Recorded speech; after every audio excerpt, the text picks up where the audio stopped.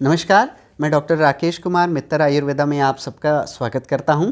आज के इस वीडियो में हम जानेंगे कि वात प्रकृति के लोगों में क्या क्या जो हैं रोग या बीमारियां हो सकती हैं और उन बीमारियों को कैसे टाला जा सकता है। वात प्रकृति के लोगों को उन बीमारियों को टालने के लिए कैसा खाना पीना खाना चाहिए, उनको अपना लाइफस्टाइल कैसा रखना चाहिए, इसके बारे में जानेंगे। और वात दोष से होने वाले रोगों की चिकित्सा कैसे की जाती है, इसके बारे में जानेंगे। मैंने अपने पिछले वीडियो में वात प्रकृति के बारे में बताया। अगर वात प्रकृति के लोग जो हैं अपनी प्रकृति के अनुरूप जो है खाना पीना ना खाकर अपनी प्रकृति के विपरीत गुणों वाले, यानी कि जो वात के गुण हैं, मैंने अपने पिछले वीडियो में भी बताए थे, रुक्ष शीत लघु सूक्ष्म चलो अथ विशदे खरे। वात जो है वो रूखा होता है, ठंडा होता है, लघु होता है, ये गुण हैं। तो जब इन्हीं गुणों से युक्त जो वो खाना पीना जब खाते हैं तो उनके वातवर्धक पदार्थों का इस्तेमाल करने से क्या होता है कि वात का प्रकोप हो जाता है। और वात का प्रकोप होने से आयुर्वेद में ऐसा माना गया है कि बहुत सारी बीमारियां जो हैं वो उत्पन्न होती हैं। अब मैं थोड़ा सा यहाँ पे बताऊंगा कि वातवर्धक खाना पीना कैसा होता है ना। जब हम रूखा सूखा खाना खाते हैं, ठंडा बासी खाना खाते हैं, हम आयुर्वेद में कहते हैं कि विरुद्ध आहार का सेवन करते हैं, या कटु तिक्त कषाय रस प्रधान जो है खाना खाते हैं। कटु का मतलब कड़वा, तिक्त और कषैला, है ना।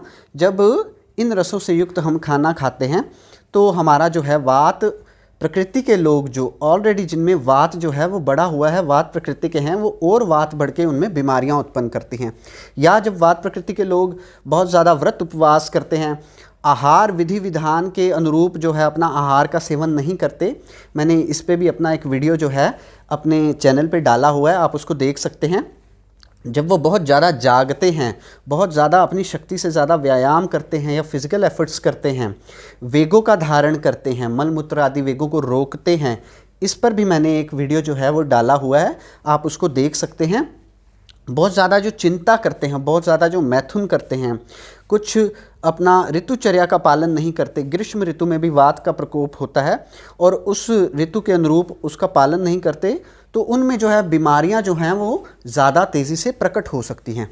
अब आचार्य चरक ने जो है 80 प्रकार के वात रोग बताए हैं, या ननात्मज रोग जिसे हम कहते हैं कि जो केवल वात दोष से ही उत्पन्न होते हैं। तो मैं इन सब बीमारियों को यहाँ नहीं बता सकता, लेकिन जनरली मैं आपको बताता हूँ कि वात प्रकृति के लोगों में क्या क्या बीमारियाँ हो सकती हैं। वात के गुणों की वजह से वात रूखा है तो उनके शरीर में भी जो है रूखापन पैदा हो सकता है। उनके बाल जो हैं वो झड़ सकते हैं, हाथ पैर फट जाते हैं, पैरों में जो है सुई के चुभने जैसी दर्द होती है, पैरों में दर्द हो सकता है, कमर में दर्द हो सकता है, गर्दन में दर्द हो सकता है, उनको अर्थराइटिस जो है ये हो सकता है, उनकी हड्डियों में जोड़ों में दर्द रह सकता है। उसके अलावा कुबड़ापन एज के साथ जो है उनमें आ जाता है, क्योंकि इनका डाइजेशन भी जो है वो ठीक नहीं रहता, कभी अच्छा हो गया कभी अपना बिगड़ गया। तो उधर हम पेट में जो है ऐंठन और दर्द और बदहज़मी ये सब दिक्कतें रह सकती हैं। हृदय की धड़कन जो है बढ़ जाती है, वात रोगी ये कंप्लेन करते हैं कि पैल्पिटेशंस होती हैं। कान में दर्द हो सकता है, सिर में दर्द हो सकता है उनको। इसके अलावा उनकी आंखों में दर्द हो सकता है, टाइम के साथ उन्हें पैरालिसिस हो सकता है, उनको नींद की समस्या रहती है, अनिद्रा हम कहते हैं कि नींद नहीं आती है, उनका जो चित्त भी जो है वो स्थिर नहीं रहता है, मन जो है इधर उधर भटकता रहता है। तो ये सब बीमारियां जो है वात दोष के प्रकोपित होने से वात प्रकृति के लोगों में बड़ी आसानी से हो सकती हैं। इसलिए उन्हें अपना खाना पीना रहना सहना जो है इसके अनुरूप रखना चाहिए। अब हम बताएंगे कि वात प्रकृति के लोगों को क्या खाना पीना खाना चाहिए। अब जैसे मैंने बताया कि जो है रूखी सूखी चीज़ें जो हैं वो खाने से वात प्रकोपित होगा, तो उन्हें रूखा सूखा खाना नहीं खाना है, ताज़ा खाना खाना है, अपना नरम खाना खाना है, स्निग्ध हम कहते हैं कि खाना खाना है, खाने में घी का प्रयोग जो है वो करना चाहिए। अब कटु तिक्त कषाय रसों के उपयोग से वात प्रकोपित होगा, तो उसके विपरीत मधुर अमल लवण रसों से युक्त आहार का सेवन करना चाहिए। मधुर का मतलब है मीठा, अमल का मतलब है खट्टा और लवण का मतलब है नमकीन। आप मीठी चीज़ें ज़्यादा खाइए, गुड़ जो है, मिश्री जो है, शक्कर जो है, तिल हैं, ऐसी चीज़ें आप ज़्यादा खाइए। आप सिट्रस फ्रूट्स ज़्यादा खाइए, आप नमकीन चीज़ें खाइए, है ना। और आपको ताज़ा गर्म खाना जो है वो खाना चाहिए। तो उनका खाना पीना और जो द्रव्य होते हैं उनमें जो है वात के विपरीत जो गुण होते हैं उनका हम चयन करते हैं ताकि उन्हें जो है रोग ना होए।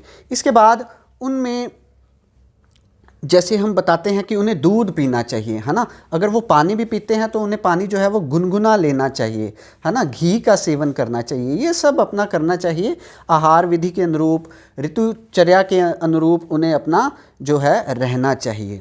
अब वात दोष की चिकित्सा हम कैसे करते हैं ये मैं बताऊंगा। तो आचार्य चरक ने और अष्टांग संग्रह में या हृदय में भी आचार्य वाग्भट ने कहा है कि हमें वात दोष की चिकित्सा जो है सबसे पहले स्नेहन कर्म करके करनी चाहिए। स्नेहन का मतलब है हम लुब्रिकेशन करते हैं, एक्सटर्नल लुब्रिकेशन, इंटरनल लुब्रिकेशन करते हैं। एक्सटर्नल हम कैसे करते हैं, अपनी बॉडी पे ऑयल की मसाज करके। आप तिलों का तेल जो बेस्ट माना गया है वातहर तेलों में, आप तिल के तेल से, तिल का तेल नहीं है सरसों के तेल से अपना होल बॉडी मसाज डेली आप कीजिए। अगर आप वात प्रकृति के पुरुष हैं और आप ये मसाज जो है पूरी बॉडी पे अगर नहीं कर सकते, आपको अपने सिर पे, पैरों पे ये ज़रूर करनी चाहिए डेली अपनी मसाज जो है। इसके अलावा कहा गया है कि हमें स्नेहन कर्म में नस्य कर्म करना चाहिए। नाक में जो है तेल डालना चाहिए, 2-2 बूंद अपना सरसों के तेल की दोनों नाक में डाल लीजिए। कान में तेल जो है वो डालना चाहिए। अपना मुख में तेल धारण हमें करना चाहिए। मुंह में तेल जो है सरसों का तेल वो भर के सुबह अपना और रात को सोने से पहले उसको धारण करना चाहिए। इसके बाद हमें स्नेह का पान करना चाहिए, है ना। आप तिलों का तेल ले सकते हैं, नारियल का तेल ले सकते हैं, आप सरसों का तेल ले सकते हैं। देसी घी सबसे बढ़िया जो है, आप देसी घी का सेवन कीजिए अपने आहार में रोज़ाना। और स्निग्ध और उष्ण जो गुणों से युक्त द्रव्य हैं इनका सेवन करने से आपका वात जो है दोष जो है वो कंट्रोल में आ जाएगा। इसके बाद अभ्यंग के लिए कहा गया है कि मालिश, मैंने जैसे बताया कि वात हर जो द्रव्य हैं उन्हीं से सिद्ध तेलों की हम मालिश कर सकते हैं, है ना। जैसे नारायण तेल है, इसकी कर सकते हैं। तिलों के तेल की जो है मालिश मैंने बताई आप कर सकते हैं। इसके अलावा अपना आयुर्वेद में बताया गया है कि हमें पट्टी बांधने की प्रक्रिया, आपने देखा होगा हमारे बड़े बुजुर्ग या बहुत सारे लोग जब दर्दें होती हैं, तकलीफ़ होती है, तो वात दोष के प्रकोपित होने से क्या होता है, दर्दों की बीमारियां, आपको आर्थराइटिस हो सकता है, जॉइंट पेन्स रह सकता है, बाजुओं में दर्द हो सकता है ना। तो उसमें आप पट्टी बांधते हैं, आपने देखा होगा। इसे हम आयुर्वेद में उद्वेष्टन कर्म कहते हैं। आप परिषेक करते हैं। परिषेक का मतलब है कि वातहर जो या वातनाशक द्रव्यों से सिद्ध जो क्वाथ है उसको हम अपने जो पीड़ा वाला स्थान है उसके ऊपर जो है क्वाथ को गिराते हैं। उसके अलावा या सिंचित करते हैं। अवगाहन कर्म कहा गया है। अवगाहन का मतलब है कि वातहर क्वाथ या गुनगुने पानी के टब में बैठना। आप अब वातहर क्वाथ तो हम चलो जो पंचकर्म सेंटर्स हैं वहाँ पे इस्तेमाल करते हैं। आप गुनगुना पानी बाथ टब में लेके आप उसमें बैठिए। अगर आप वात प्रकृति के लोग हैं, हल्के हाथ से दबा सकते हैं, ये कहा गया है। मुक्की लगाना, जैसे हम देखा था हमारे दादा दादी को तकलीफ़ होती थी, दर्द होती थी, तो वो हमें कहते हैं कि मुक्की लगाओ यहाँ, तो उससे बड़ा आराम मिलता है।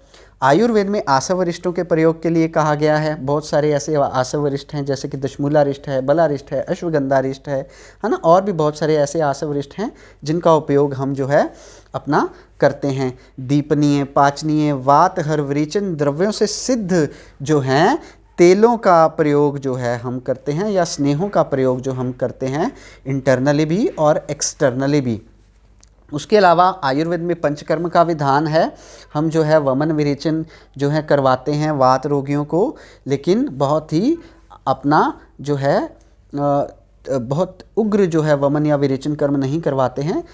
अपना बहुत ही मध्यम जो हम कहें कि जिससे ज़्यादा वेग ना उत्पन्न हो। और वस्ती का विधान है। तो वात का स्थान आयुर्वेद में जो है पक्वाशय को जो माना गया है, हमारा जो इंटेस्टाइन है, लार्ज इंटेस्टाइन, इसमें अगर हम वस्ती कर्म करते हैं, वस्ती में हम क्या करते हैं, गुद मार्ग से अपना वात हर जो क्वाथ होता है या तेल जो है उसका एनिमा हम देते हैं। तो ये भी जो है आयुर्वेदिक चिकित्सक की देख रेख में किया जाता है।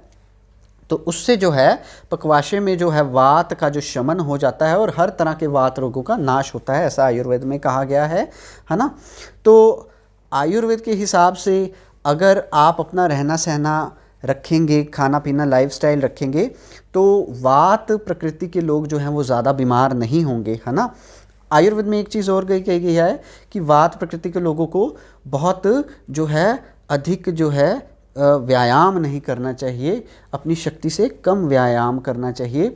मांस रस का उपयोग वो कर सकते हैं और इसके साथ ही उन्हें जो है ज़्यादा आराम करना चाहिए, बहुत ज़्यादा फिजिकल एक्टिविटीज़ नहीं करनी चाहिए, बैठे काम करने चाहिए, तो उनका वात प्रकोपित नहीं होता और वो स्वस्थ रह सकते हैं। अगर आपको मेरे आज के वीडियो में बताई गई जानकारी पसंद आई है तो आप इसे लाइक, सब्सक्राइब और शेयर ज़रूर कीजिए। फिर से मैं इसी सीरीज़ में आपसे मिलूँगा, तब तक के लिए सुखी रहिए, निरोगी रहिए। धन्यवाद।